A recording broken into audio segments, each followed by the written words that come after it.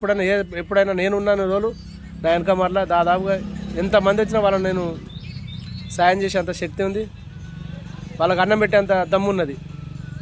ఎక్కడో హైదరాబాద్ వండుకుంటూ వస్తా ఇప్పటి వరకు నాదేమో దగ్గర 100 మంది బతుకున్నారు. బతికినా నేను ఎవరిని వాళ్ళను అన్యాయం చేయకుంటూ వాళ్ళు నా కుటుంబాలు అనుకుంటూ వాళ్ళని బతికించుకుంటూ నేను బతుకున్నా, వాళ్ళు బతుకున్నారు. ఏదో ఇక పరిస్థితి అట్లా అయిపోయింది. రాజకీయం చేయాలంటే నేను ముందుకు రావాలంటే రాలేకపోతున్నా. ఎందుకు రాలేకపోతున్నా అంటే పైసలు వ్యవహారం అయింది. మా దగ్గర పైసలు లేకుండా ఉన్న పైసలు అప్పుడు అంతా తిరుగుడుకు ఎవరి దగ్గర లంచం తీసుకోకుండా పని చేసినాం కాబట్టి రాష్ట్ర పరిస్థితి వచ్చింది. సరే, ఎందుకంటే ఇక మనం ఎక్కువ రాజకీయం చేస్తాను చేయలే. నాకు 2 ఆడపిల్లలు అయ్యారు, ఒక కొడుకు. సరే, కుటుంబాన్ని సాదుకోవాలి, పోషించుకోవాలి. ఇల్లు సుత అప్పుడు ఇందిరమ్మ ఇండ్లు వచ్చింది, కానీ ఆ ఇల్లు వస్తే అప్పుడు 70,000 వచ్చినాయి. 70,000 వచ్చినాయి. ఆ 70,000 వస్తే 70,000కు కొన్ని కలుపుకొని అదో కొంత అప్పు అయింది. వాటికి పిల్లర్ వేయకుంటూ ఉత్తగానే గోడలు కట్టి ఇల్లు కట్టుకున్నాం. ఇప్పుడు అన్ని సిరాకులు వచ్చినాయి, అదో కొంత అప్పు అయింది.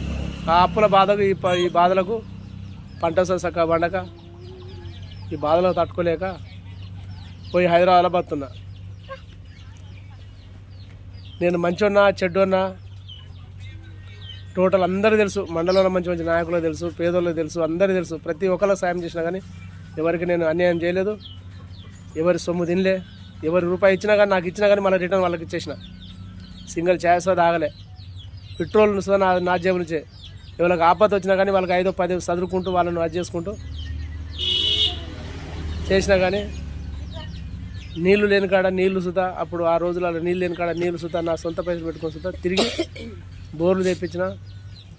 కొంతమంది రాజకీయ నాయకులు అరే వీని ఎట్లా దొక్కాలని చెప్పి అనుకున్నారు.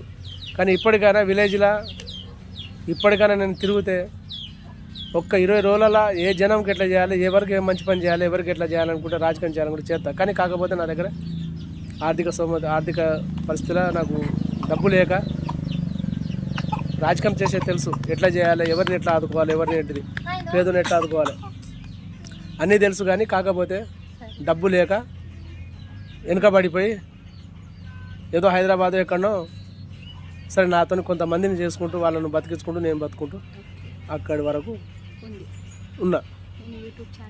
ఈ యూట్యూబ్ ఛానల్కు సబ్స్క్రైబ్ చేయండి ఫ్రెండ్స్.